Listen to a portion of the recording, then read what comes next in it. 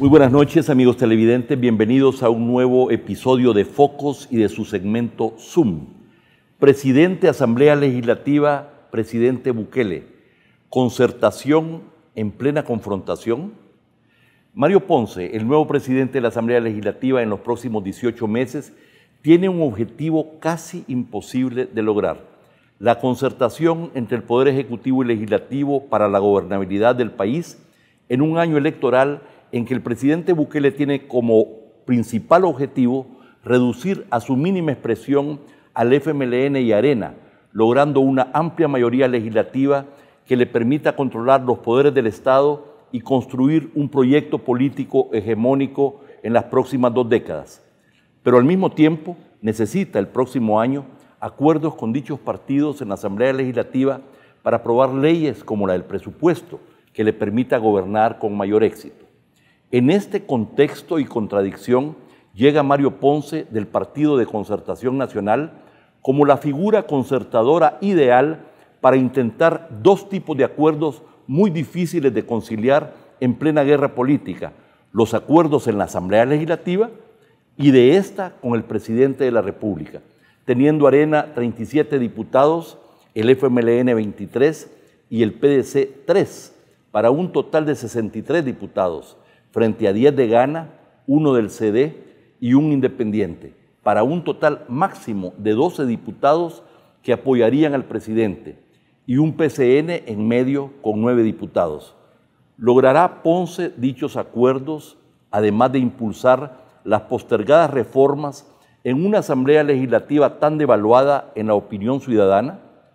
Para oír sus valoraciones sobre tan complejo desafío, nos acompaña esta noche el nuevo presidente de la Asamblea Legislativa, Mario Ponce. Bienvenido, Mario. Muy buenas noches. Es un gusto estar con usted, doctor Arena. Bien, has tenido una intensa semana, no solamente en la Asamblea Legislativa, pero atendiendo una agenda en los medios muy intensa. Creo que has tenido más de 8 entrevistas y esta es la última de la semana. En efecto, hemos dado cobertura, nos hemos hecho presentes en los diferentes medios de comunicación con cobertura nacional e internacional, como los medios de comunicación pequeños. Aquí hay que tratar a todos los medios por igual y esta va a ser parte de mi trabajo. Bien, comencemos. Vienes de una cuna humilde. Algo he oído de tu vida y de tu trayectoria. Naciste en el municipio de Zacatecoluca, pero con un contacto muy grande con el sector rural, con los campesinos, etc. ¿Cómo llegaste a la política, luego a diputado y ahora a la presidencia del primer poder del Estado? Bueno, yo salí huyéndole al conflicto a la edad de 13 años. Me fui a la ciudad y empecé a construir un sueño. Empecé a prepararme con situaciones difíciles en la vida, pero me permitió de alguna manera terminar mi preparación académica en la Universidad Tecnológica. Y en todo ese caminar también me involucré en la política, pero no por querer ser político. Nunca quise ser concejal, alcalde, diputado, nunca. Le aposté a mi preparación académica. Pero ¿cómo fue Muestra que de ello que ya estando, digamos, en la política, tuve la oportunidad de ser pasante en Washington, a estudiar políticas públicas, comercio internacional. Luego tuve también la bendición de que Israel me diera una oportunidad de prepararme en políticas públicas locales en Tel Aviv. Y esa ha sido mi vida. ¿Cómo ingresé a la política? Producto de que yo me sentía solo. Cuando me vine del campo a la ciudad, no tenía a alguien que me tendiera la mano y no tenía amigos con quien de alguna manera intercambiar o poderles contar mis problemas, o con quien de alguna manera poder sonreír, poder disfrutar parte de los momentos del diario vivir. Cuando un tío mío, hermano de mi papá, se dio cuenta que yo trabajaba en un centro escolar de ordenanza, llegó a visitarme y me llevó me sacó del lugar y me fue a presentar al partido. Háganme político a este cipote. Yo apenas tenía en ese momento, estoy hablando año 1981, momentos difíciles del conflicto, iniciaba el conflicto, la guerra civil, arreciaba bastante.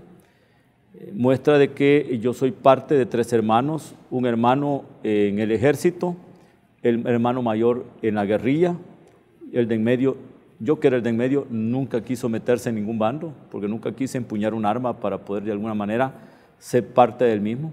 Y no era porque le tenía miedo al conflicto. Los que crecimos en el campo, al final sabíamos que no teníamos otra oportunidad más que ir al cuartel o irnos a la montaña con el grupo de guerrillero alzado de armas. Yo había entendido, había comprendido que esa no era mi futuro. Después de las últimas elecciones legislativas, Arena y el PCN lograron juntos 46 diputados, negociando la presidencia de la Asamblea Legislativa en 2 periodos de año y medio cada uno. ¿Cómo surgió el apoyo de tu partido para dicha designación? Bueno, se logró tener 46 diputados entre Arena y PCN, el PDC solo se sumó para llegar a 49, y existieron negociaciones entre el COENA, que dirigía el licenciado Mauricio Interiano, y el PCN, que lo dirige el licenciado Manuel Alfonso Rodríguez. De hecho, Arena con 37 diputados difícilmente podía tener el control de la Asamblea Legislativa, de toda la Junta Directiva, y no podía imponernos un protocolo. Nosotros teníamos la posibilidad, teníamos varias vías, en este caso en particular con el partido que más coincidía en nuestra forma de pensar, que es Arena, pero también existía la posibilidad de construir un protocolo con el FMLN y Gana, y ahí teníamos de alguna manera, más el PDC, y con eso teníamos la posibilidad de gobernar este periodo. Pero el partido llegó a la conclusión de que había que hacer ese protocolo y había que firmarlo para que el resto se sumaran. Y así es como se dividen los periodos. Arena designa al doctor Norman Quijano, el partido presenta una propuesta, y en este caso en particular, voy a decirlo con mucha claridad, de las propuestas que hizo el partido, de 4 diputados, Arena dice: nosotros queremos apoyar a Mario Ponce. Y es así como Mario Ponce sale, de alguna manera, designado para ocupar el segundo periodo, la mitad del periodo de esta legislatura. Así es como llego yo a la Asamblea Legislativa, convirtiéndome en presidente, pero de hecho quiero manifestar lo siguiente: no fue una posición que yo busqué, porque yo nunca he querido ser, no es que se me ha venido ofreciendo desde el 2006 ser vicepresidente, en 2009 secretario, en 2012 se me volvió a ofrecer la vicepresidencia, y yo nunca he querido ser parte de junta directiva. He estado siempre en la llanura, porque siempre he valorado que el tiempo a la gente es lo más valioso, atender a la gente es lo más importante. Pero bueno, hubo un consenso en torno a ti y así llegaste. Con una licenciatura de contador público y auditor gubernamental, cuando termines esta legislatura en el año 2021, habrás sido diputado 25 años. No, 21, porque 5 años suplente. 3 de suplente, pero de suplente me incorporé, me fui a juramentar, digamos, un año después. Y 20 años diputado, has sido coordinador suplente y adjunto del grupo parlamentario del PCN durante 10 años. Has formado parte de 11 comisiones legislativas y de una ad hoc, y has participado en muchos seminarios y conferencias a nivel internacional. Eres sin duda, Mario, uno de los políticos de mayor experiencia en el país, más allá de la juventud. ¿Te sientes tú ahora más preparado para asumir la presidencia de la Asamblea Legislativa? Fíjate que alguien me decía hace un par de días, ¿qué se siente ser el presidente de la Asamblea Legislativa? ¿O cómo te sentís? ¿Te sentís alegre? ¿Te sentís realizado? Yo he tomado este cargo con mucha humildad, con mucha sencillez, pero con mucha responsabilidad. He tenido cargos importantes a donde me ha tocado hacer trabajo de país en el área de auditoría. A mí me tocaba auditar un área muy especializada que era la parte de ingresos, y tenía a mi alrededor o bajo mi mando 40 profesionales. De hecho, esto no me asusta. Yo siempre aprendí, y eso me lo enseñó la universidad, mis catedráticos de la Universidad Tecnológica, aprendí a trabajar en equipo. Cuando tú distribuyes el trabajo, escuchas de alguna manera a los demás, las cosas salen bien. ¿Por qué? Porque se discuten las soluciones a los problemas. Y en este caso en particular, para mí no ha sido mayor problema, digamos, iniciar la administración de la Asamblea Legislativa poniéndole mi propio sello. Porque estamos rompiendo los esquemas, estamos rompiendo la forma de cómo se ha venido administrando la Asamblea Legislativa. Bueno, vamos a ver si se rompen. Estás comenzando apenas, pero tú asumes semejante responsabilidad en el momento más complicado. Nayib Bukele logró las dos más grandes hazañas que eran imposibles en El Salvador: derrotar simultáneamente a Arena y al FMLN en las elecciones presidenciales y unirlos en la política y en la legislatura contra su propio gobierno. Esto es una verdadera inédita hazaña. Y tú, concertador por excelencia, llegas a la presidencia de la Asamblea a intentar concertarlos a ellos y al presidente Bukele, exactamente cuando está desatada la confrontación y la guerra política. Explícanos, Mario, ¿cómo te propones lograr semejante milagro? Bueno, te lo voy a decir de forma sencilla. Tanto el FMLN como Arena y nosotros como PCN y el PSC no tenemos más opciones que buscar entendimientos con el Ejecutivo sobre los grandes temas del país. El partido político que empiece a mostrar una oposición por deporte, a ciegas, o una oposición a ciegas, sin que busque una solución a los problemas latentes de la gente, tiene los días contados. Este servidor ha entendido perfectamente que la forma de hacer política se rompió hace un par de años. Si alguien creía que mantener un clima de enfrentamiento en aquel momento entre Arena y FMLN le generaba réditos políticos, hoy no. La gente despertó. Llegó un ciudadano, llegó un presidente, el presidente más joven, con un estilo diferente y una nueva forma de hacer política.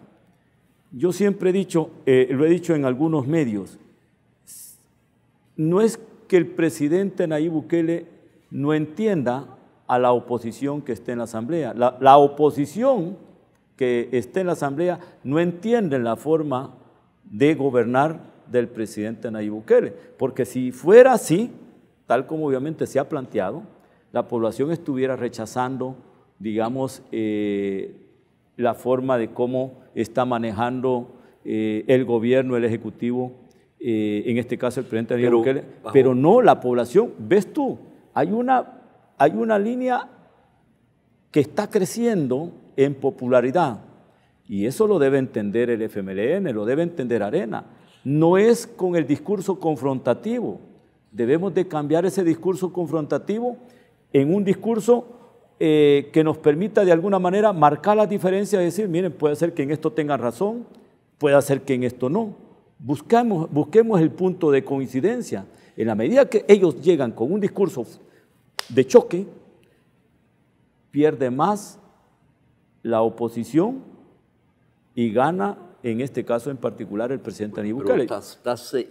Vas a tratar de impulsar esta concepción en un momento donde las posiciones de alguna manera están más radicalizadas en Arena, en el FMLN, y por otro lado, el presidente Bukele está, dijéramos, señalando, acusando y al mismo tiempo esperando que le aprueben lo que plantean sin mayor discusión. Y entonces el tema va a ser precisamente cómo conciliar ambos puntos. Vamos a tener que ir a un corte comercial, ya regresamos.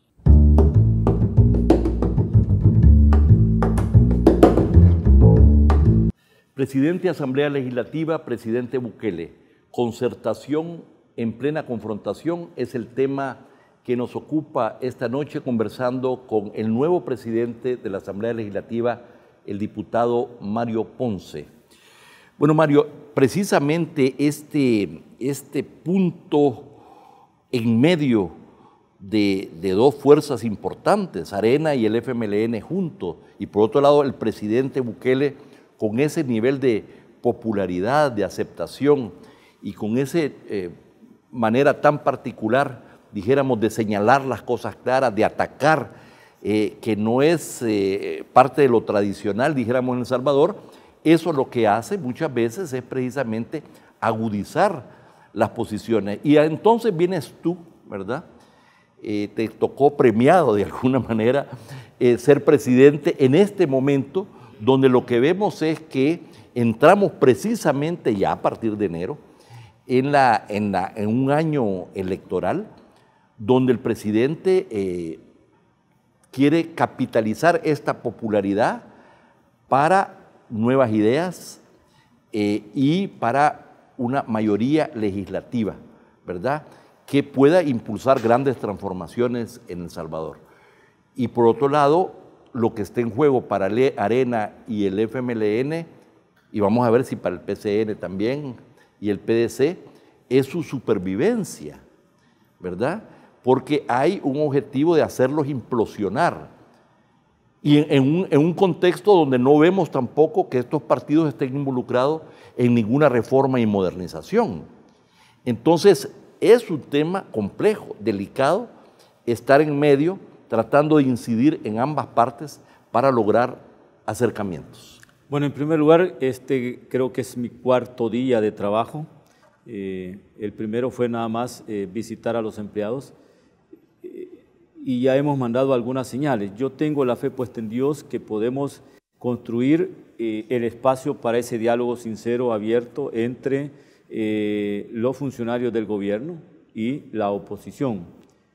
Nosotros tenemos claro, doctor, que este país sin diálogo no tiene salida.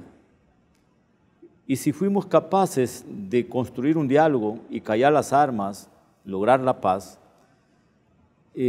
¿cómo no podemos de alguna manera encontrar acuerdos políticos en los grandes temas del país? Por ejemplo, al presidente Nayib Bukele, hasta este momento no se le ha dado un centavo partido por mitad producto de préstamos, pero a otros gobiernos les hemos dado más de 5.000 millones de dólares en préstamos para el tema de seguridad. Él está dando resultados con pocos recursos, producto de los ingresos netos del presupuesto y la contribución especial para la seguridad, que no es gran cantidad de recursos, pero la gente está percibiendo tranquilidad en su comunidad, está viendo que el plan control territorial está funcionando, y si los partidos que estamos en la Asamblea no entendemos esa realidad, no salimos al encuentro en acompañar al presidente Nayib Bukele en este esfuerzo, la factura, por supuesto, está a la vuelta de la esquina, y eso lo debemos de entender. Ahora, yo, en el caso particular, he estado analizando, digamos, las peticiones del presidente con relación a todo este plan que tiene un monto de 575 millones de dólares, pero apenas hay una petición de 91 millones de dólares, y esta es la parte de prevención, es el apoyo a aquellos jóvenes talentos, a donde se quiere llegar, es llegar a aquellas comunidades abandonadas, a donde la mano del Estado no ha estado, no, está invisible, y creo que la apuesta es buena, démosle la oportunidad y fiscalicemos la ejecución. Pero esto va a ser parte, dijéramos, de la discusión y negociación sobre el presupuesto. Así es. Y a propósito del presupuesto, la semana recién concluida, un equipo técnico del Fondo Monetario Internacional visitó San Salvador. Su mensaje central fue el siguiente: el equipo técnico continuará recomendando un ajuste fiscal prudente, es decir, un ajuste significa disminución del gasto y aumento de los ingresos. Una consolidación fiscal adicional de alrededor del 2% del PIB para 2021, es decir, un punto cada año sería. Garantizará el cumplimiento de la ley de responsabilidad fiscal y colocará a la deuda sobre una trayectoria firmemente decreciente. Estas medidas deberían calibrarse cuidadosamente, favorecer el crecimiento y salvaguardar los objetivos sociales. Las condiciones del mercado siguen siendo favorables, pero las brechas financieras considerables se avecinan a mediano plazo. La aprobación de un presupuesto sólido y su financiamiento a tiempo contribuirá a la estabilidad macroeconómica y a fortalecer el clima de inversión. Aprobar el presupuesto teniendo en cuenta estas recomendaciones será la primera gran prueba de concertación entre el Ejecutivo y el Legislativo, donde se necesita la aprobación de 2/3 al menos de los diputados. Por el financiamiento de los 755 millones de dólares que tienen que aprobarse. Por eso necesita 56 votos. Decirte que el Fondo Monetario ha sido muy claro, muy concreto, y tú lo acabas de decir, con la lectura de la información, y esa ha sido parte de su visita. Ustedes se reunieron, un grupo de este ustedes servidor se reunió de forma, digamos, particular con ellos en el despacho de la presidencia, y posteriormente pasamos a reunirnos como Comisión de Hacienda y los líderes de los grupos parlamentarios para conocer de primera mano, digamos, la visita, y que ellos querían escuchar, digamos, cuál era la impresión del país o cuál es la lectura que tiene cada diputado, cada líder político de la situación económica del país. Por supuesto que ellos ya tienen de alguna manera una información exacta de cómo ha estado el país de enfrentado, y ese clima de enfrentamiento, ellos dicen, esto no le sirve al país, esto desmejora la imagen ante los inversionistas internacionales. Partiendo de eso, en efecto, tenemos un gran reto. El presupuesto, en este momento, según yo lo he analizado, lo he estudiado de forma minuciosa, lo que está siendo objetado son los rubros de gasto financiero. Se cree que ahí viene información escondida, que viene dinero escondido, que no está siendo muy transparente, digamos, el presupuesto en ese sentido. Le hemos dicho a la jefe de gabinete del presidente Nayib Bukele que busquemos, digamos, un punto en el que tengamos coincidencia. ¿Cómo hacer? No vas a cambiar la cifra, pero buscando la figura hacia dónde se tiene que orientar ese recurso para que esté claro. Eso es todo. La objeción es eso, porque cree que cuando tú estás tirando casi 1.100 millones de dólares a gastos financieros, entonces decir, bueno, ¿cómo es posible que te lleves ese gran monto en esa área? Y no hay desglose. Y no hay desglose. Entonces, le hemos dicho, es posible, le lo hemos manifestado al ministro de Hacienda, que es mejor desglosar y orientar, digamos, de forma detallada a qué rubro va ese monto. El resto no tiene objeción alguna, es esa parte. Yo creo que lo del presupuesto puede ser que pase. La meta nuestra, y es lo que le estamos pidiendo al presidente de la Comisión de Hacienda, Guadalupe Vázquez, que busque la forma de generar un debate, pero que agende toda jornada de un día, para que podamos de alguna manera tener listo el dictamen con el decreto respectivo del presupuesto y su ley de salarios antes del 30 de noviembre, porque esa va a ser una señal positiva que vamos a enviar a los inversionistas internacionales, es una señal positiva que le vamos a enviar a las calificadoras de que este país tiene viabilidad, cumple con sus compromisos, y le estamos también enviando al país tranquilidad, ¿verdad? Porque este es el instrumento más importante para el funcionamiento del aparato del Estado. De acuerdo, esa es una gran prueba que se nos viene encima y que ojalá se logren acuerdos. En el último Latinobarómetro del 2018,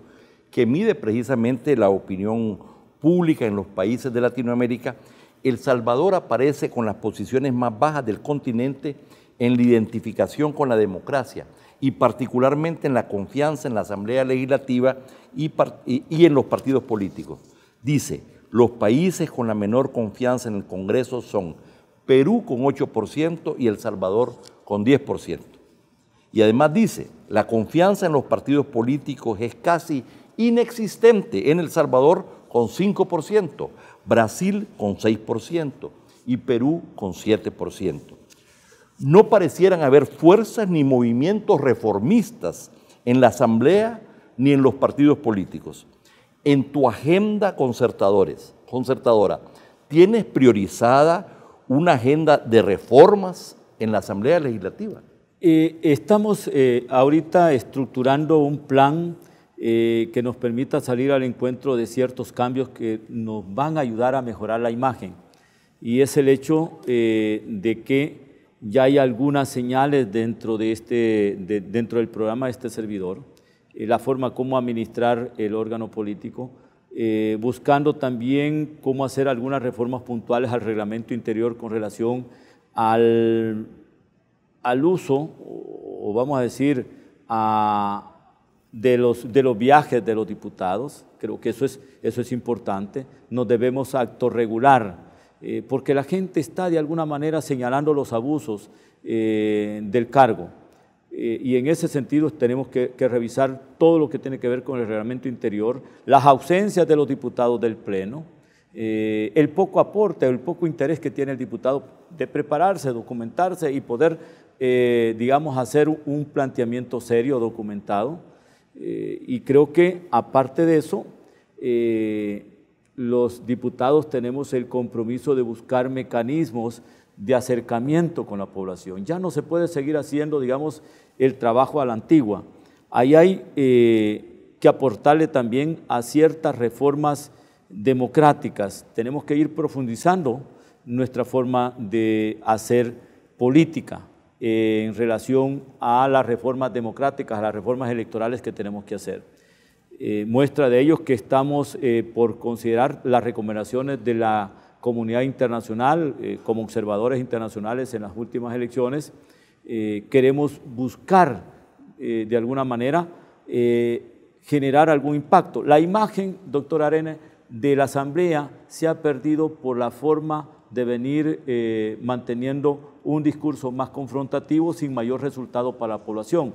Tiene usted, por ejemplo, un caso en particular. Ahí está el tema de pensiones, engavetado. Este servidor, en su primer plenaria, ha convocado a la comisión ad hoc para que esta lo agende la próxima semana, se conforme la junta directiva, ya mencionamos quiénes lo van a conformar, se nombra el presidente, el secretario y el relator, y esta presidencia, junto a la directiva del Congreso, le va a dar todos los recursos para contratar el actuario especializado en la materia, para que podamos de alguna manera darle una reforma que satisfaga las demandas o las expectativas que los pensionados o los futuros a pensionarse necesitan. Ese es un tema central. Finalmente, no hay indicios que en la Asamblea Legislativa ni en los partidos políticos exista una agenda de reformas y modernización.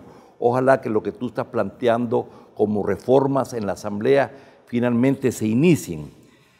Sin quererlo y sin saberlo, sigue estando el liderazgo de los partidos políticos trabajando por el deterioro y retroceso de la incipiente democracia y favoreciendo la implantación de proyectos populistas. Si la Asamblea Legislativa no se reforma y los partidos tampoco, y continúan en el status quo sin actualizar su visión, su democracia interna, su vinculación con diversos sectores de la población, eso lo que favorece es el hartazgo de la población con la Asamblea y con los partidos políticos, lo que se refleja precisamente en el tema del Latinobarómetro. Entonces, el liderazgo de los partidos políticos, sin quererlo o sin saberlo, han contribuido al deterioro de la vida democrática, ¿verdad? Y favoreciendo otros proyectos, como ha sido el caso de otros países de América Latina. Un último comentario sobre este punto. Bueno, debemos de poner nuestras barbas en remojo y obviamente no puedo venir y decir que lo planteado por usted obviamente no es cierto, esa es una realidad. Este servidor, por ejemplo, al frente de la Asamblea Legislativa, quiere generar un cambio positivo y quiero decirte que los cargos políticos no son para favorecer a un individuo o a un partido político. Yo he llegado a romper esquemas. Hemos dicho, se acabó el yo terminó ayer, ahora empezó el nosotros. Hay que ser incluyentes, hay que empezar a construir decisiones colegiadas. Hemos dicho, este servidor no quiere privilegios. Señores, ¿por qué la Asamblea Legislativa llegó a tener casi 1.700 empleados? porque cada presidente le ha acumulado al amiguismo, al compadrazgo, y le ha dejado una cantidad de empleados a la Asamblea que son pagados por los impuestos de los salvadoreños. Este servidor no quiere decisiones discrecionales. Para contratar, para despedir, para mejorar salarios de un empleado legislativo, tiene que ser colegiado por los 11 miembros de Junta Directiva. No quiero esa decisión discrecional. Pero aparte de eso, que el presidente de la Asamblea Legislativa tenga una tarjeta de crédito que anda por $11,000 mensuales para su uso, yo tampoco quiero un centavo partido por mitad, porque el pueblo me ha elegido para hacer bien las cosas y no para irme a aprovechar de los impuestos de los salvadoreños. He renunciado a eso y eso no va conmigo. Igual el uso de camionetas o el uso de combustibles en horas no laborales, venir y hacer trabajo territorial con los impuestos del pueblo, me refiero al combustible, al vehículo. Este servidor ha dicho, mi vehículo y el combustible lo pago yo. Quiero agradecer tu presencia esta noche en Focos y espero que de vez en cuando podamos ir evaluando la marcha de este proyecto reformista, pero también de este proyecto concertador en un momento muy importante de la vida política de El Salvador. Muchas gracias, Mario. Muchas gracias, doctor. Y a ustedes, amigos televidentes, muchas gracias por su atención. No nos cambie, hay mucho más contenido en Focos.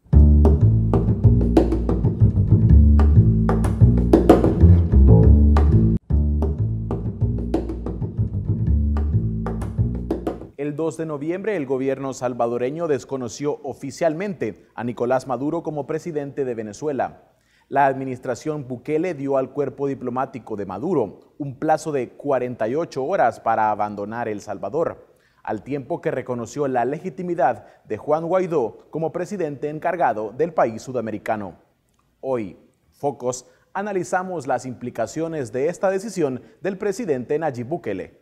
El 2 de noviembre pasado, el gobierno de El Salvador expulsó al cuerpo diplomático del régimen de Nicolás Maduro, presidente de Venezuela desde 2013. Con esta decisión, el país se suma a otras naciones que han desconocido a Maduro, quien se reeligió el año pasado en unas elecciones consideradas fraudulentas por muchos.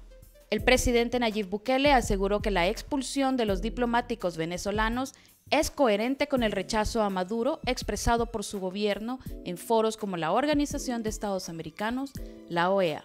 Entonces lo que hicimos el sábado fue un acto de coherencia. Ya lo había dicho yo anteriormente, antes de ser presidente, lo había dicho ya siendo presidente. Habíamos votado en la OEA varias veces, junto con la gran mayoría de países de América. Ojo, no solo estamos hablando de 1, 2, 4, 10, 20 países, estamos hablando de casi todos los países de América. Y habíamos votado con ellos, habíamos votado por el TIAR, habíamos votado para aislar el régimen, pero ahí teníamos la embajada.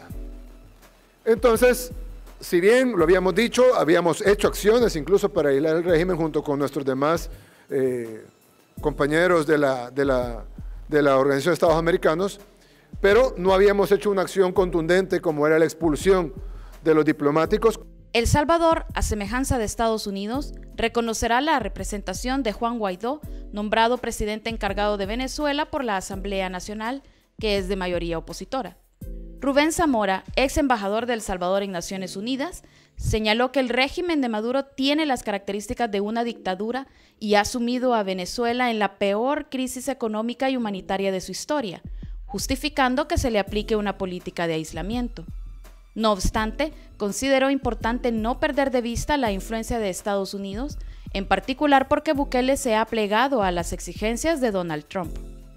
Tiene connotaciones ya de bloque. Se están reformando los bloques, ¿verdad? Está por una parte el bloque de China, Rusia ahora, que se han entendido muy bien, y otros grupos de países que en América Latina entonces tienen como referente Venezuela, ¿verdad?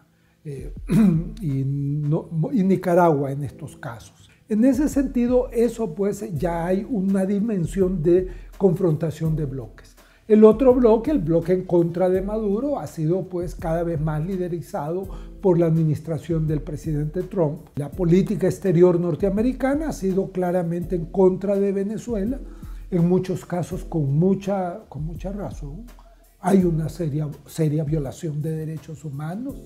El gobierno, el presidente Maduro es un presidente ilegítimo ya desde el punto de vista constitucional, ha pasado por encima de la Constitución, suprimiendo elecciones, haciendo una asamblea constituyente sin los pasos que señala la Constitución, por lo tanto él está fuera ya del marco constitucional y eso es típicamente de una dictadura.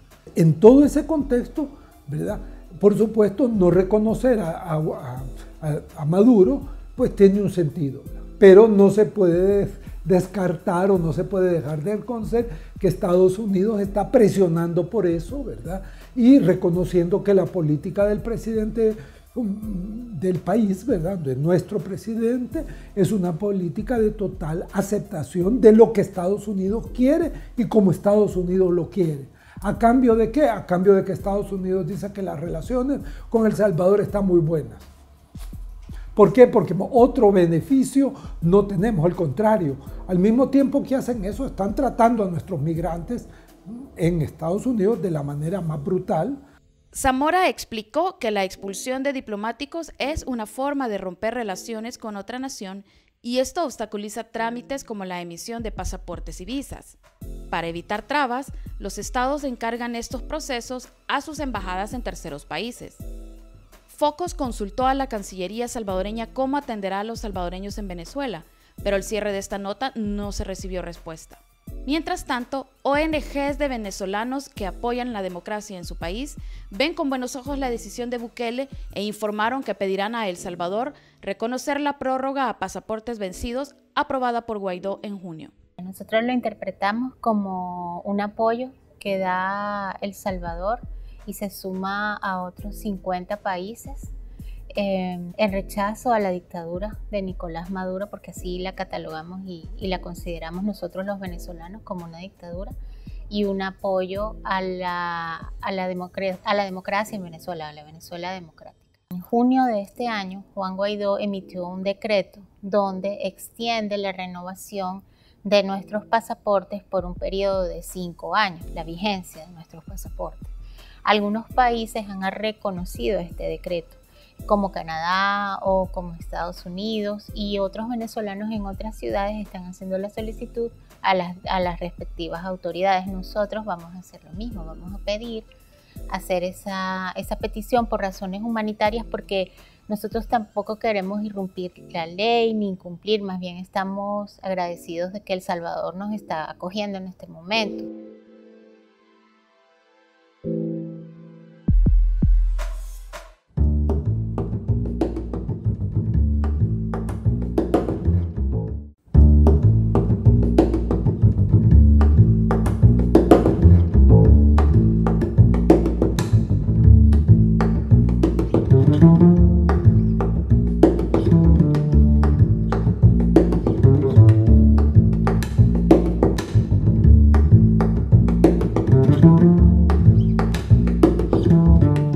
Bienvenidos a la mesa de entrevista de Matices. Saúl, buenas noches. Hola, Karen. Tenemos algunos elementos de contexto a esta entrevista y es que el pasado 4 de noviembre el Estado salvadoreño se sometió al examen periódico universal, el EPU, un mecanismo establecido por el Consejo de Derechos Humanos de las Naciones Unidas que tiene el objetivo de mejorar la situación de los derechos humanos de los países miembros. Este examen se realiza cada 4 a 5 años, Karen, y en esta ocasión los países evaluadores reconocieron como positivos programas e iniciativas impulsadas en gobiernos anteriores, como la Secretaría de Inclusión Social y el Plan El Salvador Seguro. Ambos espacios institucionales fueron desmontados con la llegada del gobierno de Nayib Bukele en junio de 2019. Esta noche vamos a analizar los resultados de esta evaluación y nos preguntamos sobre las responsabilidades que asume precisamente el gobierno de Nayib Bukele para mejorar la calidad de vida y la situación de derechos humanos de los y las salvadoreñas. Recibimos así a Saúl Baños. Saúl es director ejecutivo de FESPAD. Gracias por acompañarnos. Gracias a ustedes por la invitación. Y también le damos la bienvenida a Manuel Escalante. Manuel Escalante es subdirector del IDUCA. Bienvenido, Manuel. Gracias por la invitación. Buenas noches a los televidentes. Muchas gracias a ambos por participar. Sabemos que ambos han estado formando parte de este proceso de evaluación. Me gustaría, en primer lugar, Saúl, que usted pueda respondernos Lo siguiente, porque de acuerdo con Naciones Unidas, el EPU es una evaluación de las medidas que los estados adoptan para poder garantizar la situación de derechos humanos en sus países, pero ¿podrían explicarnos cómo fue el procedimiento de esta evaluación, qué instituciones participan o cómo es que se formula finalmente un criterio por parte de los países para emitir un juicio o recomendaciones a El Salvador?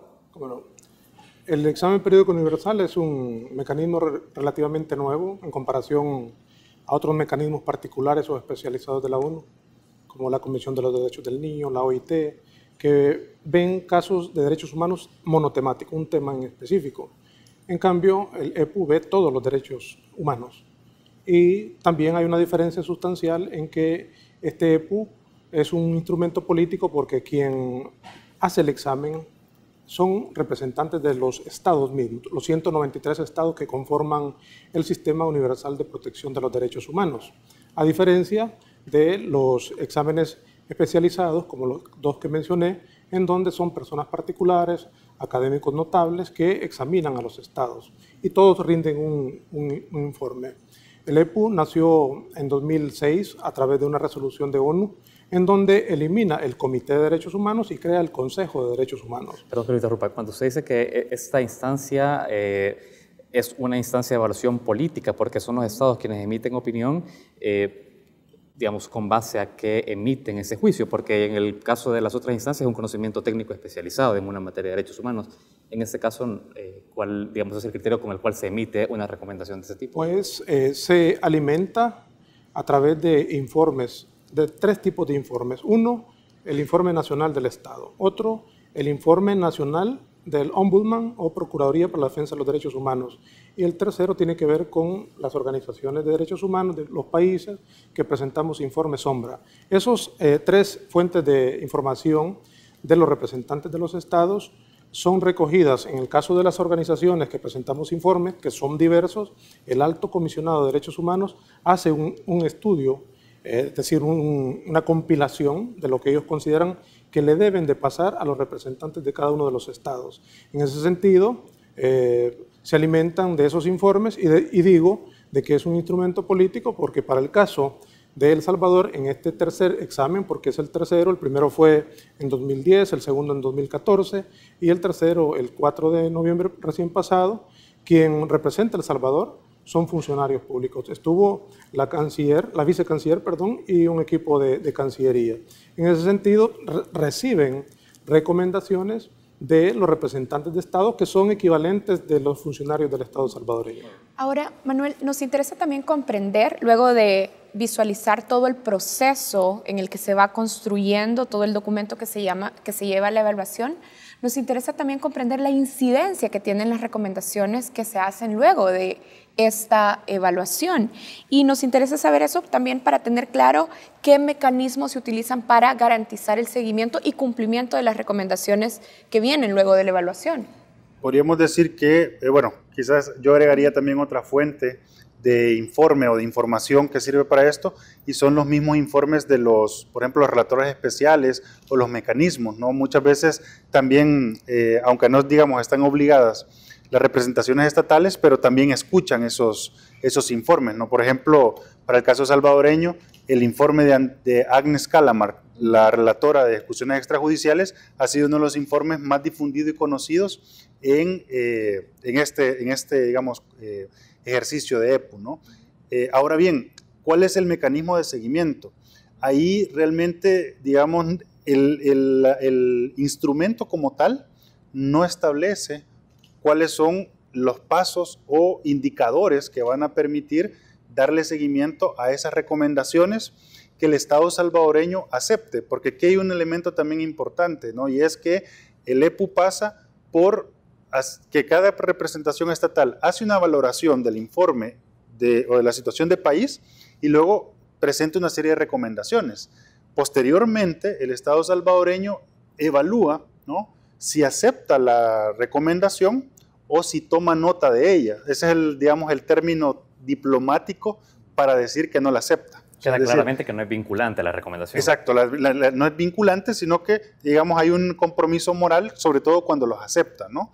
Y entonces, sobre esas que ha aceptado, como digo, no hay un mecanismo de seguimiento explícito, y ahí quizás entra la sociedad civil, resaltaría eso, y es que sí deberíamos nosotros de construir, ¿no?, un mecanismo de indicadores o de seguimiento para poder retroalimentar nuevamente al Consejo de Derechos Humanos sobre la situación de las recomendaciones hechas y bueno, y nuevas problemáticas que se presenten, nuevas recomendaciones, ¿no? Ahora, en términos generales, y ya vamos a ir profundizando en cada área específica, pero en términos generales, Saúl, nos gustaría comprender cómo salió evaluado El Salvador en esta presentación. ¿Cuántas recomendaciones se formularon? Y entonces, si ya tenemos claro cuántas se aceptaron y cuántas nada más fueron como en categoría de se toma nota.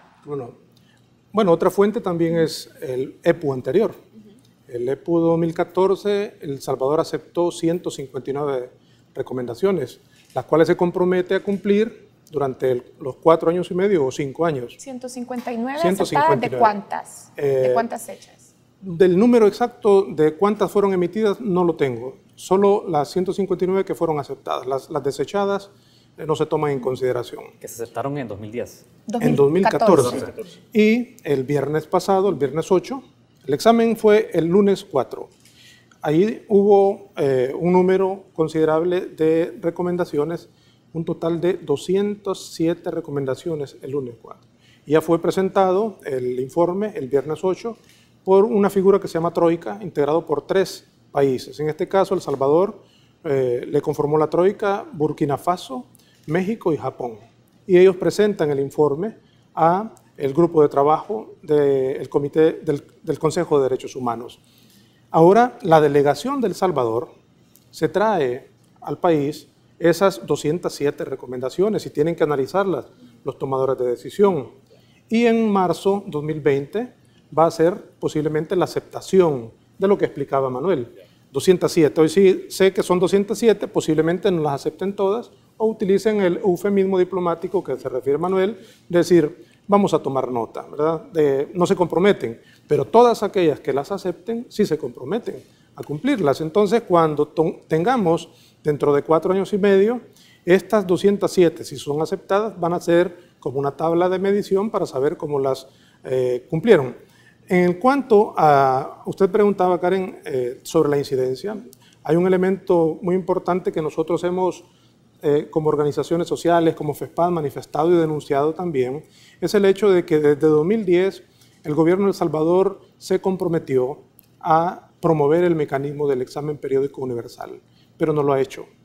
Es más, este lunes 4 que se realizó el examen, nosotros, un colectivo de organizaciones, hicimos la transmisión de manera simultánea, porque hay que considerar que en Ginebra son 7 horas adelante. Era la tarde en Ginebra, acá eran las 6 de la mañana. Convocamos a medios de prensa, estuvieron y pudieron ver cuando las delegaciones de los 193 países, bueno, fueron 74 países, para ser precisos, de 193, los que recomendaron esas 207.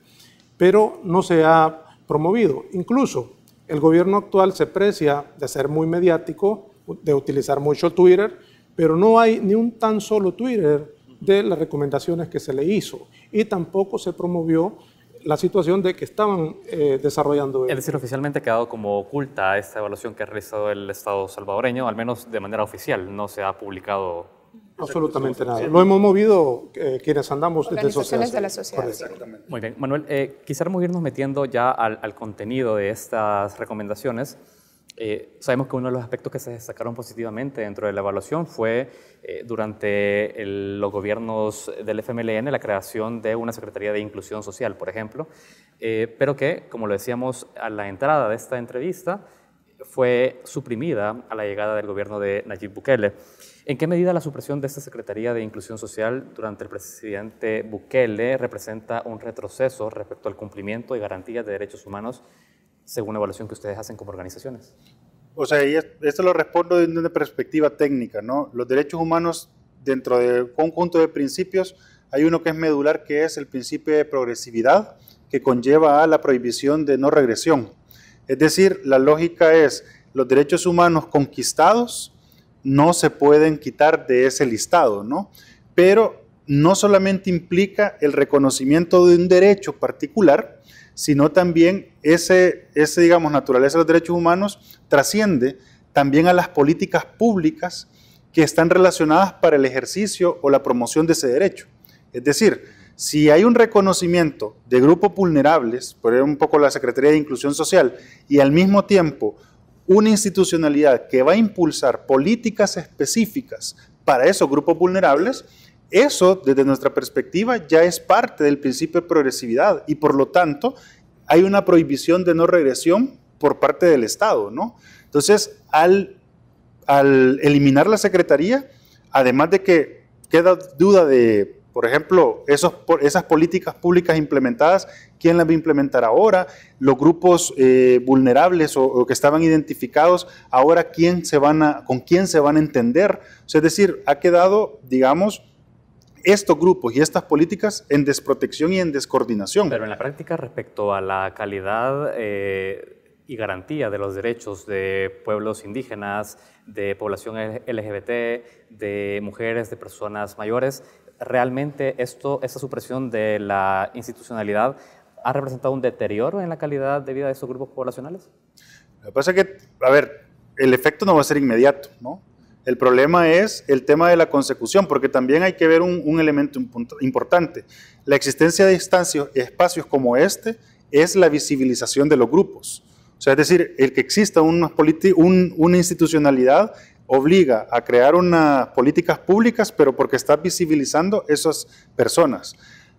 Digamos, desaparece la institucionalidad, pero hasta cierto punto las políticas han mantenido una cierta inercia, porque también hay que ver un punto. Traemos un presupuesto, las políticas tienen que ver con un presupuesto de la nación, no económico. Venimos del presupuesto aprobado para este año, pero... No se asignó para esta... Exactamente, no está visibilizado, no hay institucionalidad, las políticas públicas, cómo se van a financiar, y entonces el impacto no lo vemos inmediato. Bien. Saúl, también en el documento, en el informe que presentó el Estado salvadoreño, se destaca la creación de la Oficina de la Comisionada Presidencial para los Derechos Humanos. De hecho, es uno de los puntos por los que fue felicitado el Estado salvadoreño. Esta iniciativa se tomó en los gobiernos pasados. Nos interesa saber cuál es la situación actual de esta comisionada. ¿Sigue existiendo este comisionado presidencial para la defensa de los derechos humanos en la administración del gobierno Bukele? No sigue funcionando. Entiendo yo que la comisionada presidencial que estaba en el gobierno anterior, su contrato terminó al 31 de mayo. Ya el 1 de junio, cuando toma posesión el nuevo gobierno, desaparece. Y como usted decía, Karen, distintas representaciones el lunes 4, al momento del examen, antes de dar sus recomendaciones, hacían alocución en cuanto a felicitar porque El Salvador había creado la Secretaría de Inclusión Social. Eso supone también el plan social, ¿verdad? El trabajo del plan social y las 7 direcciones que ha mencionado Saúl que tenía la Secretaría de Inclusión Social. Igual, la comisionada presidencial. Distintos países vieron con buenos ojos, es decir, que el carácter de progresividad se iba dando. Debo decir de que hay 2 tipos de recomendaciones. Una tiene que ver con el carácter de progresividad. En el párrafo 7 del informe del Estado, ahí se enlistan todas las políticas públicas que la administración de gobierno anterior elaboró. Eso es un paso fundamental para que el país se vaya encaminando a mejorar los planes a largo plazo y que posiblemente las políticas públicas se conviertan en políticas de Estado. Eso hubiese sido posible si este gobierno hubiera evaluado las políticas públicas que el anterior hizo. Y por supuesto, determinar si algunas cosas no estaban bien hechas, no seguirlas. Pero sin duda alguna, algunos elementos, creo yo, estaban siendo bien encaminados y que apuntaban a que el país fuera desarrollándose. Otro elemento del tema de la política pública, política de Estado, es el hecho de que intervengan otros órganos del Estado. Yo creo que por ahí se iba encaminando. Lo que quiero decir es que, creo yo, que el gobierno anterior había iniciado el andamiaje para avanzar en progresividad, porque no es únicamente estas 2 instituciones por las cuales han sido felicitados, sino que también el programa Yo Cambio, que tiene que ver con la reinserción de personas privadas de libertad, que en el país son más de 40.000, han sido felicitados por eso, pero también ha sido desmontado.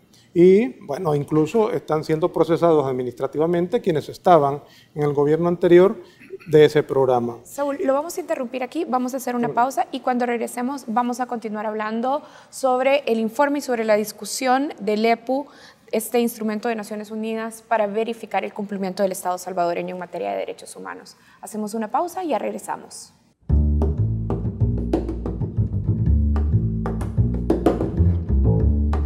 Estamos de regreso en Matices. Esta noche conversamos con Saúl Baños, director ejecutivo de FESPAD, y Manuel Escalante, subdirector del IDUCA.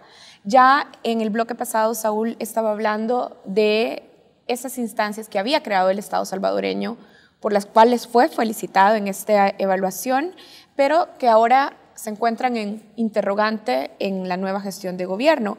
En el informe nacional, el gobierno, Manuel, también presentó como un avance la integración del Consejo Nacional de Seguridad Ciudadana y Convivencia y la formulación del Plan El Salvador Seguro.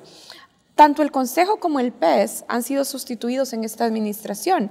Abandonar estas medidas constituye, desde su punto de vista, un retroceso entonces también en materia de derechos humanos y seguridad pública. Sin duda, es decir, nosotros particularmente el IDUCA siempre establecimos, bueno, primero, tanto el Plan El Salvador Seguro como el Consejo eran, digamos, instrumentos mejorables, ¿no? O sea, habían elementos importantes pero que se podían potenciar. Sin embargo, ambos espacios o ambos instrumentos tenían sus potencialidades o sus aspectos positivos. ¿Ustedes participaban en el Consejo? Nosotros fuimos parte, pero además, por ejemplo, el padre Tojeira, como en ese momento, como ex rector de la UCA, participó en la formulación del Plan El Salvador Seguro y siempre mantuvimos la lógica o el planteamiento de que ese plan era un plan de seguridad con enfoque de derechos humanos, muy claro, que era un documento muy, digamos, peculiar en la dinámica nacional, porque no habíamos conocido ninguno con esas características. Ahora bien, y el Consejo, lo que nosotros veíamos era el espacio pluralista, digamos, y que fomentaba la participación. Quizás aquí lo conecto incluso con la pregunta de la comisionada de Derechos Humanos, que claro, en este marco, con esta nueva forma de gobernar, realmente uno no tiene claro cuál es el enfoque de derechos humanos que tiene este gobierno, ¿no? No solo porque desaparecen las instancias como la comisionada y el Consejo, sino también por la desaparición del Plan El Salvador Seguro. Y quizás aquí quisiera hacer una pequeña mención, y es que en los ejercicios de los conversatorios universitarios que tuvimos en la UCA, que pudimos entrevistar a cada uno de los candidatos antes de las elecciones, yo tuve la posibilidad de entrevistarlos en componente de seguridad. Y particularmente la pregunta que le hice a Nayib Bukele, ¿no?, el actual presidente, fue si su política de seguridad se iba a parecer más al Plan El Salvador Seguro o a las medidas extraordinarias. En ese espacio, él lo dijo claramente, que se iba a parecer más al Plan El Salvador Seguro. ¿Y en la práctica cuál es tu valoración? La práctica es que es más parecida a las medidas extraordinarias, ¿no? Saúl, usted en una entrevista en YSUCA indicó que en la medida que este gobierno ha evitado presentar un plan quinquenal de desarrollo, se hace difícil monitorear los compromisos del gobierno en el cumplimiento de derechos humanos. Nos llamaba la atención esta declaración porque está muy vinculado a la planificación del Estado, el respeto a los derechos humanos y el actuar de este gobierno, que no ha presentado una planificación de gobierno. Pero, ¿nos puede explicar en más detalle cómo, al no existir una planificación gubernamental, se está también dañando o evitando el cumplimiento de derechos humanos por parte del gobierno? Bueno, efectivamente, no tenemos un plan quinquenal. Van 5 años de gobierno.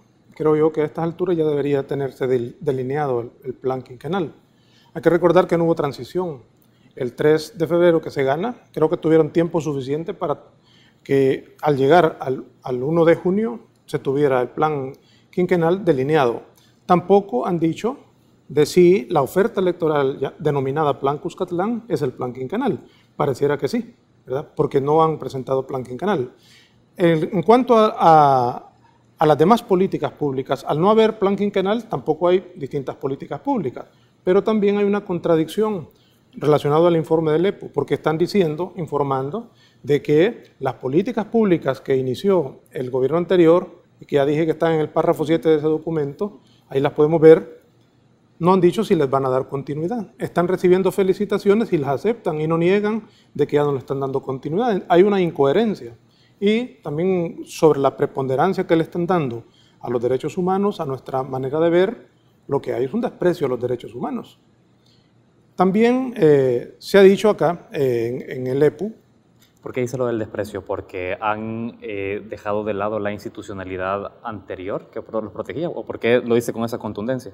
Pues bueno, yo creo que no hay una política clara de manera general y políticas en particular. En materia de derechos humanos, lo que estábamos diciendo, la supresión de la comisionada presidencial, la figura, ¿verdad? No la persona, la figura de comisionada presidencial, hay poca claridad sobre el rumbo que se va a tener en todos los temas de política social. Por ejemplo, el plan social, yo sé que la ley les da 6 meses.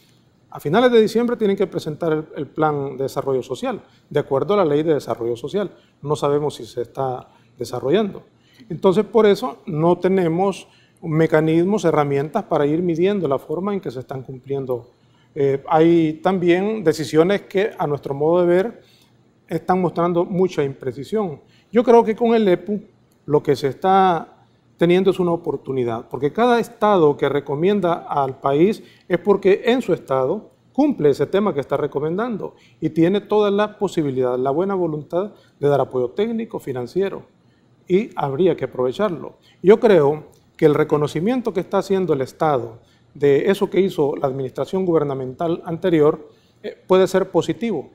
Con Manuel estuvimos y otros representantes de organizaciones sociales el lunes pasado en una reunión que convocó el ministro de Seguridad, estuvo también el director de la Policía Nacional Civil y reinstalaron la mesa de actuaciones policiales, que dentro del plan El Salvador Seguro estaba contemplada. También hay otras 2 mesas, como la mesa LGBT y también la mesa penitenciaria, que no se le ha dado continuidad. Pero el lunes anunciaron de que va a continuar. Me parece que es un buen gesto.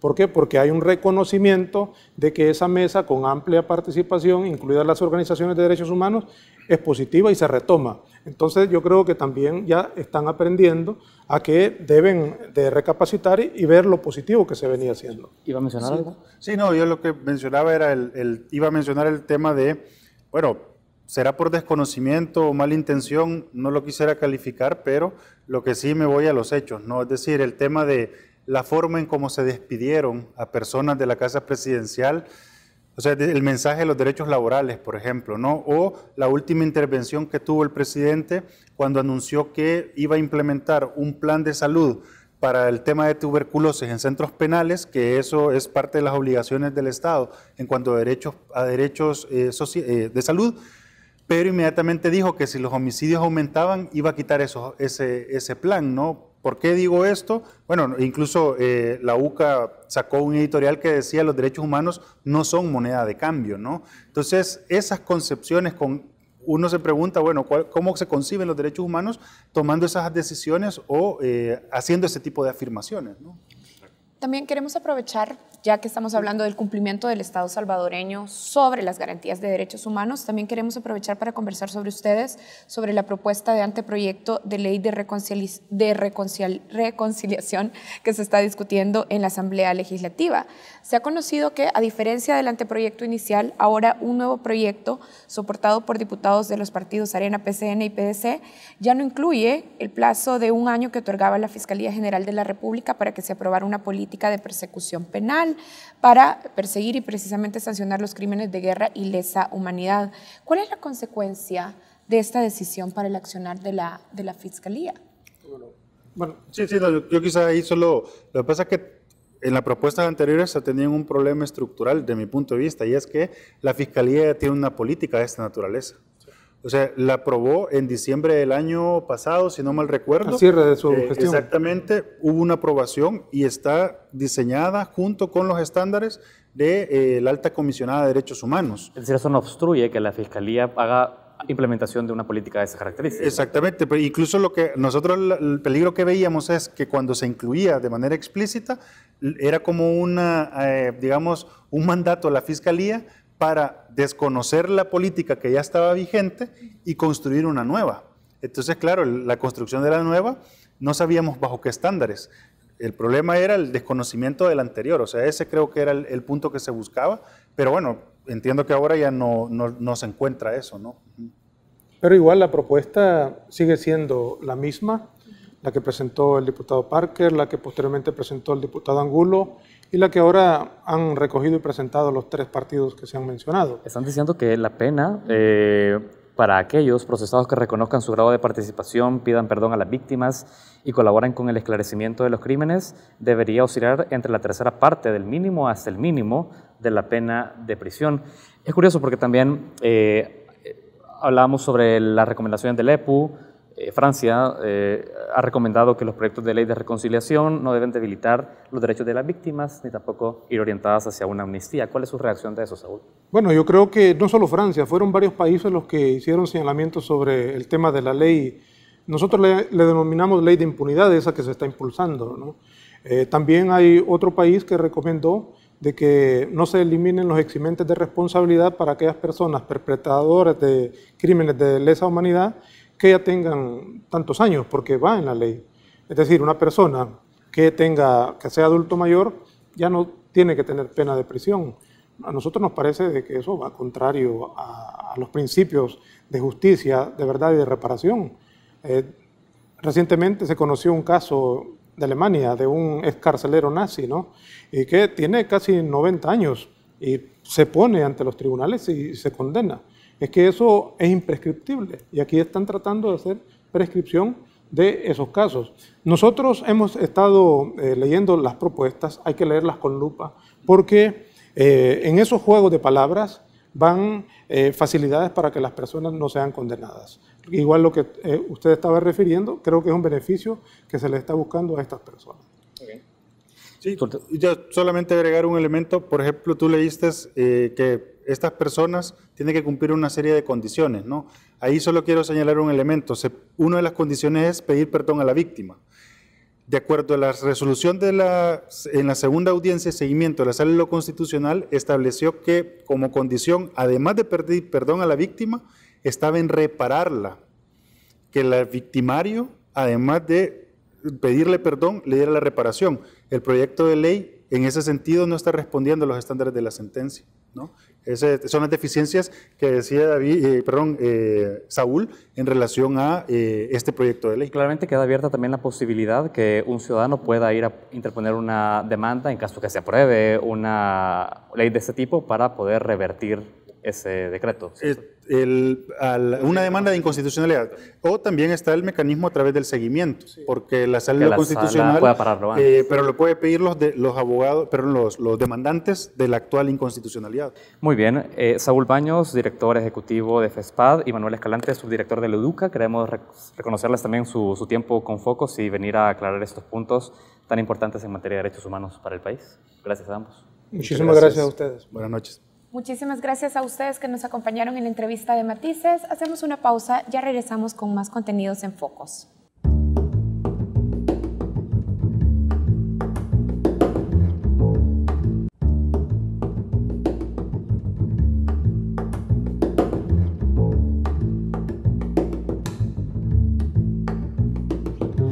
Bienvenidos a Reflejos, el segmento internacional de Focos TV. Esta semana el presidente electo de Argentina, Alberto Fernández, se reunió con el presidente de México, Andrés Manuel López Obrador. Los líderes de izquierdas acordaron convertirse en países referentes desde un enfoque progresista para fijar posturas sobre los temas que afectan a Latinoamérica. Esto, sumado a las protestas masivas que han puesto en crisis a los gobiernos de derecha en Chile y Ecuador, nos preguntamos, ¿girará nuevamente a la izquierda la preferencia electoral de América Latina? Para profundizar sobre el tema, enlazamos hasta Lima, Perú, con el analista Farid Cajat. Bienvenido de nuevo a Focos, Farid. De nada, con gusto. Bien, ¿se puede entender el triunfo de Alberto Fernández en Argentina, sumado a la crisis de los gobiernos de derecha en Chile y en Ecuador, como el inicio de un nuevo giro a la izquierda en la región?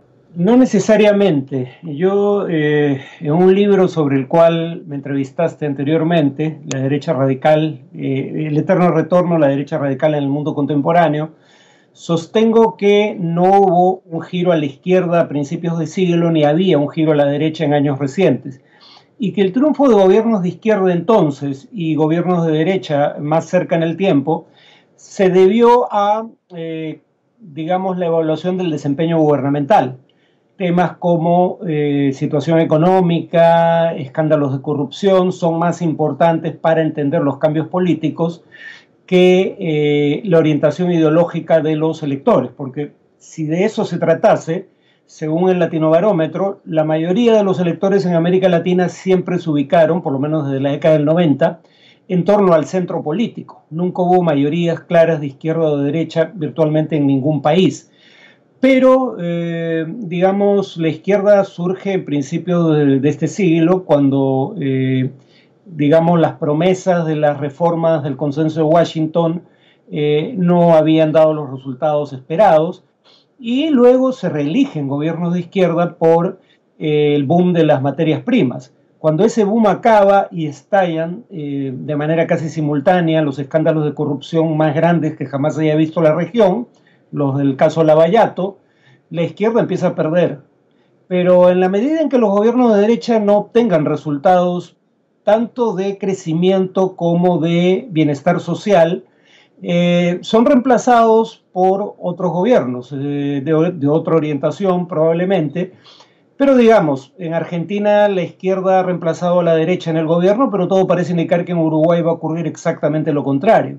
Es más fácil creer que son factores de descontento con el statu quo los que están detrás de estos cambios, que un cambio en la orientación ideológica del electorado. Pero en el caso chileno, parece que la sociedad despertó y se dio cuenta que vive en un país altamente desigual. ¿Esto no le cosechará triunfos a la izquierda o a los partidos alternativos en el país andino? Bueno, el caso chileno es sintomático porque los defensores del modelo chileno dirían tres cosas que, dicho sea de paso, son ciertas. Chile ya es un país o está al borde de ser un país de altos ingresos. 1. 2. La desigualdad de ingresos medida por coeficiente de Gini ha tendido a reducirse en años recientes. Y 3. La movilidad social, algo que suele ser un indicador de en qué medida las diferencias sociales se basan en el mérito, ha aumentado en Chile. Siendo todo eso cierto, eso implica, sin embargo, adicionalmente lo siguiente. Primero, si Chile es un país de altos ingresos, es el país de altos ingresos más desigual entre los de la OCDE, el que cobra o uno de los que cobra menos impuestos como proporción de la economía y el que tiene un gasto social menor como proporción de la economía. O sea, si Chile se compara con países de altos ingresos y no con países de ingresos medios como los latinoamericanos, ahí es donde queda el debe. Y eso es importante porque las expectativas sociales dependen cuando menos en parte de la riqueza general del país. Si un país como Haití, digamos, en donde la población es consciente de la pobreza general del país, tuviera expectativas, son expectativas probablemente más básicas, pero en Chile hay una expectativa razonable, dado el nivel de ingreso per cápita del país, el promedio, de obtener una jubilación decorosa, buena atención de salud, y educación pública universal y gratuita, cosas con las que no cuenta Chile. En términos de desigualdad, no solo es el país más desigual entre los de altos ingresos, sino que, habiendo reducido en parte la desigualdad en años recientes, sigue siendo uno de los países más desiguales de América Latina y uno de los 20 más desiguales del mundo. Y además la desigualdad social es sobre todo, perdón, la movilidad social es sobre todo movilidad social descendente, o sea, si bien un chileno tiene una probabilidad razonable de terminar sus días dentro del 20% de altos ingresos, de ingresos más elevados en realidad, también tiene una probabilidad aún mayor de ver reducir su ingreso hasta ingresar al grupo del 20% de menores ingresos. Entonces, creo que esas circunstancias son las que tiene que sortear Chile. Yo diría que el progresismo debería mirar a Uruguay. Incluso si cambia el gobierno de Uruguay y la izquierda deja de gobernar ese país, lo más probable es que las políticas de asistencia social con las que cuenta el Estado uruguayo no cambien, sea quien sea el ganador, y que Uruguay siga teniendo, por ende, la tasa de desigualdad más baja de América Latina y el Caribe, hasta donde recuerdo. De acuerdo con tu análisis, ¿estas evidencias podrían entonces provocar un cambio político en la región? No, sí creo que es probable un cambio, pero por el descontento con el statu quo. no por un cambio de orientación ideológica en los votantes. Mi punto en realidad es ese. Muy probablemente haya más gobiernos de izquierda en años sucesivos, pero recordemos que por el descontento con el statu quo, un statu quo en donde hay más gobiernos de derecha hoy en día de los que habían hace unos años, pero el tema es que cuando el descontento sea con un gobierno de izquierda, será este el que se vea en la picota, como parece ocurrir en Bolivia.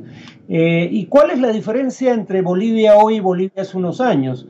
En mi opinión, Evo Morales no debió ser candidato a un tercer periodo, que es el que viene ejerciendo hasta ahora, y mucho menos para un cuarto periodo. Pero ¿por qué su tercera candidatura y su tercer gobierno no suscitaron la controversia que suscita su cuarta candidatura?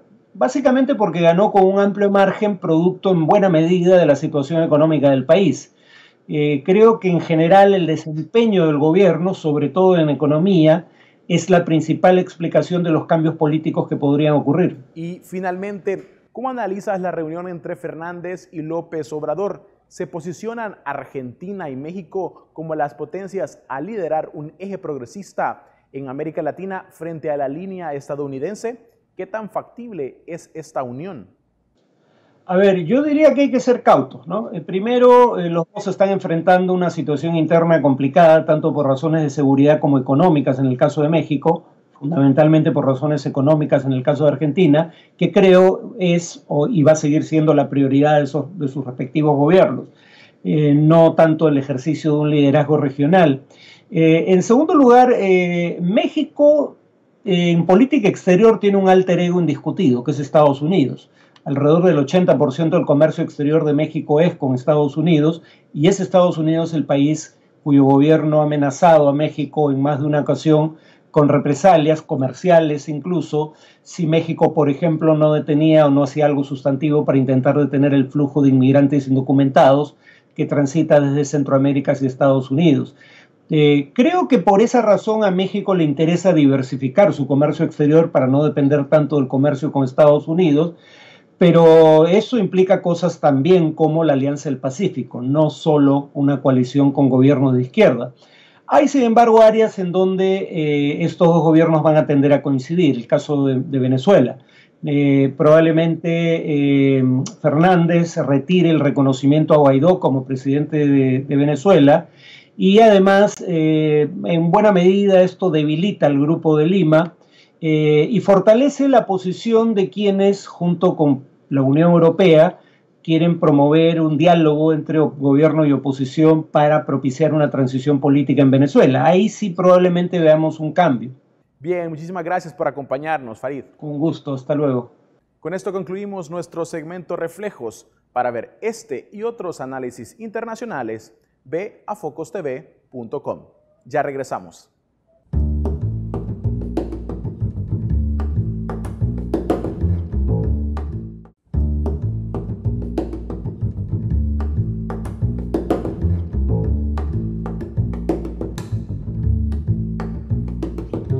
Hoy en Retratos conoceremos la primera exposición virtual del Museo de Arte de El Salvador, el Marte, dedicada a la obra del caricaturista salvadoreño Toño Salazar. Con esta exhibición, el Marte conmemora los 100 años de la primera exposición de Salazar, realizada en 1919. A través de este recorrido virtual, el museo pone a disposición 23 piezas que se presentaron en aquel entonces. Con esto cerramos la emisión de Focos de esta noche. Hasta la próxima. Caricaturista, ilustrador y diplomático, Antonio Salazar tuvo una vida intensa y rica en experiencias. Nació el 1 de julio de 1897 en Santa Tecla y falleció el 31 de diciembre de 1986. A los 22 años, el 22 de octubre de 1919, Toño Salazar inauguró su primera exposición en el foyer del Teatro Colón. Era una muestra de 40 piezas, de las cuales 23 ahora forman parte de la primera exhibición virtual del Museo Marte, denominada 100 años después, Muecas Conocidas, y que está disponible en el enlace muecasconocidas.org. Toño Salazar es un artista que documentó su obra y toda su trayectoria. En ese sentido, se tienen registros de las caricaturas que él exhibió y la mejor forma de mostrarlas actualmente es a través de los recursos virtuales a los cuales tenemos acceso. Para inaugurar este recorrido virtual, que conmemora el centenario de la exposición de Salazar, el Marti invitó al escritor Miguel Hueso Mixco, quien disertó sobre la obra del artista. Él no pertenece a ninguna escuela pictórica. Él no es el tipo de artista al que estamos usualmente acostumbrados, que son personas que pintan para que las personas que tienen dinero puedan decorar sus salones, sus lobbies. El arte final de la caricatura de Salazar está pensada para la prensa, está pensada para la revista. Es decir, es un arte que está destinado a ser reproducido decenas, miles de veces. Mixco, quien tuvo la oportunidad de conocer en vida a Salazar, señala que el caricaturista radicó en México, país donde estudió gracias a una beca de Francia y Estados Unidos. También estuvo en la Argentina peronista, de la que fue expulsado por sus caricaturas críticas al militarismo. Pero para su fortuna, un amigo lo ayudó a convertirse en el cónsul salvadoreño en Montevideo, Uruguay, y así inició su vida de diplomático. Todas estas experiencias influyeron en la obra de Salazar. Tuvo bastantes influencias, estuvo muy influenciado por la caricatura europea. Posteriormente, cuando él se conecta ya con el mundo en Francia, podemos ver cómo está muy influido por la estética del cubismo. También tiene mucha influencia de la propaganda socialista, pero él creó un estilo muy particular. Toño Salazar tiene una virtud extraordinaria. Él hacía un retrato de un artista y captaba no solamente los rasgos que fueran distintivos, sino que también penetra en algo de lo que lo caracteriza a él como artista. Yo tenía quizás unos 23, 24 años cuando yo lo conocí, él ya estaba muy mayor, y llegué a hacerle una entrevista, que él me decía, sí, yo estuve con Nicolás, bueno, sí, me escribió Pablo, y decía, bueno, ¿quién Pablo? Pablo Neruda. Sí, y Nicolás Guillén, y me escribió Henry, bueno, ¿qué es Henry Cartier-Bresson? Entonces, su mundo estaba vinculado con los grandes nombres. Yo creo que el mayor legado de Toño Salazar es darle a la ilustración y a la caricatura un estatuto más alto del que usualmente se le suele dar. El caricaturista suele ser un periodista, uno más del equipo de redacción que pone una caricatura, bromea, pero Toño Salazar le da a la caricatura e ilustración la estatura de un arte.